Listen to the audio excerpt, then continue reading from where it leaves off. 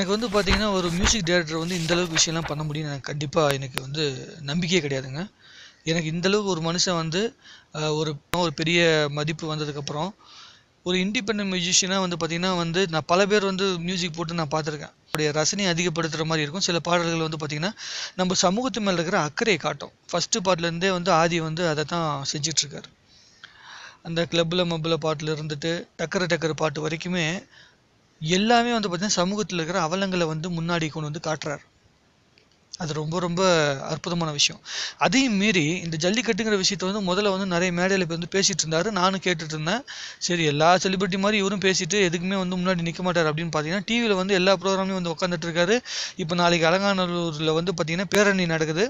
அதுல வந்து அமீர் சாரும், ஆதியும் வந்து கலந்துக்கிறாங்க அப்படிங்கிற விஷயம்லாம் கேள்விப்படுறப்போ, ஒரு செலிபிரிட்டிக்கு இதெல்லாம் அவசியம் கிடையாது. காசு சம்பாதிக்க ஆரம்பிச்சதுக்கப்புறம் இதுக்கெல்லாம் அவசியம் கிடையாது. இதெல்லாம் வந்து நிக்கணும்னு சொல்லி அவசியம் கிடையாது. ஒரு படம் பண்ணிட்டு அந்த படத்து மூலமா காசு வந்துட்டு இருக்கும். அது மூலமா எங்க வேணாலும் போயிரலாம்.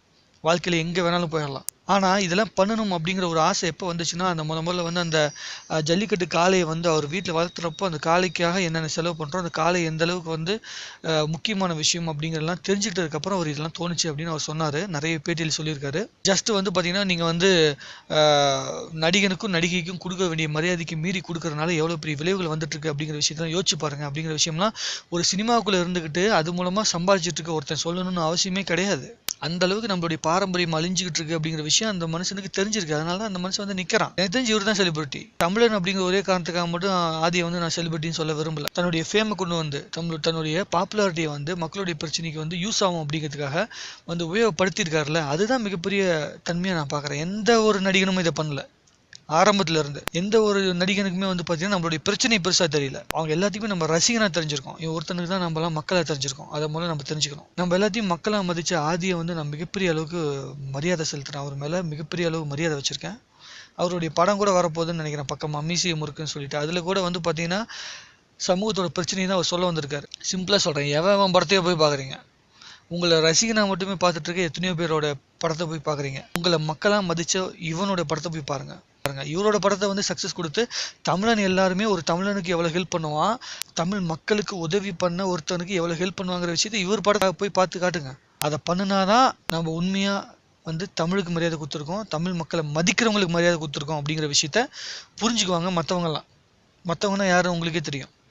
உங்களை ரசிகனா மட்டும் பார்த்து கொண்டிருக்கிற மற்ற நடிகர் யாரா இருந்தாலுமே சரி, நீ யாரோட ரசிகனா வேணா இரு, யாரா இருந்தாலும் சரி, யாரோ ஒருத்தன்னு சொல்லிவிட்டா உடனே வந்து அவங்களுக்கு ஒரு குரூப் சேர்ந்துட்டு வந்து நம்மளை பிடிச்சி திட்டுவாங்களே தவிர புரிஞ்சிக்கவே மாட்டாங்க. யாருமே தன்னோட தன்மானத்தை அழிச்சுக்குவாங்களே தவிர அவனோட தலைவனோட தன்மானத்தை யாருமே தொடக்கூடாதுன்னு நினைக்கிறவங்க நம்மளோட மக்கள் பல பேர்.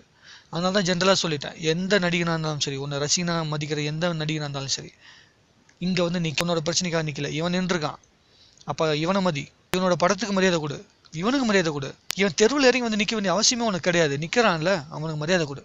யார் வேணாலும் சரி, வாய்ப்புன்னு ஒன்று வந்து நிற்கிறான் நம்ம முன்னாடி, அவனோட டேலண்ட் வந்து நம்மளை இம்ப்ரெஸ் பண்ணிருச்சு அப்படின்னா அவனை எங்கே வேணாலும் கொண்டு வந்து நிறுத்துவான். சிவகார்த்திகேயன் சாராக இருக்கட்டும், யாராக வேணா இருக்கட்டும்.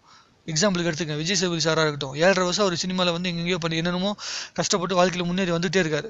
ஒரு படத்தில் பீட்சா அப்படிங்கிற ஒரு படத்தில் வந்து இம்ப்ரெஸ் பண்ணிடுறாரு. நடுவில் கொஞ்சம் பக்கத்தை காணங்கிற ஒரு படத்தில் ஒரே ஒரு டைலாக்ல வந்து தமிழ்நாடு ஃபுல்லாக ரீச் ஆயிடுறாரு. அதுக்கப்புறமேட்டு அவரோட வாழ்க்கையோட வளர்ச்சி என்னன்னு தெரியும், அவர் மேலே வச்சிருக்க மரியாதை என்னன்னு உங்களுக்கே தெரியும். அவனுடைய டேலண்ட், உன்னோட டேலண்ட்டை கொண்டு வந்து மக்கள் மத்தியில் வந்து அடையாளப்படுத்திட்டேன்னா நீ எந்த இடத்துல இருந்து வந்த, எந்த ஜாதியிலேருந்து வந்த, எந்த மதத்துலேருந்து வந்த, எதையுமே பார்க்க மாட்டான். மக்கள் மேலே கொண்டு வந்து நிறுத்துவான் தமிழ்நாட்டு மக்கள் எல்லாருமே.